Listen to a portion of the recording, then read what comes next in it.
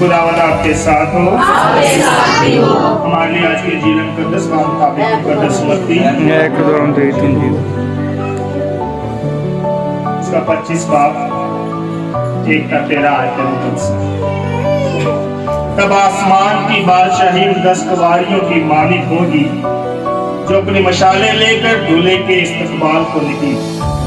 उनमें से 5 बेअक्ल और 5 अक्लमंद थी। जो बेअक्ल थी उन्होंने मशालें ले ली पर तेल अपने साथ ना लिया, मगर अक्लमंदों ने अपनी मशालों के साथ अपनी कुपियों में तेल भी ले लिया। जब दूल्हे ने देर लगाई तो सब ऊँघने लगी और सो गई। आधी रात को धूम मची कि देखो दूल्हा आता है, उसके इस्तकबाल को निकलो। उस पर वो सब कवारियां उठकर अपनी मशालें दुरुस्त करने लगी, क्योंकि हमारी मशालें बुझी जाती हैं। अक्लमंदों ने जवाब में कहा, शायद हमारे तुम्हारे दोनों के लिए काफी ना हो, तो बेहतर ये है कि बेचने वालों के पास जाओ और अपने वास्ते खरीद लो।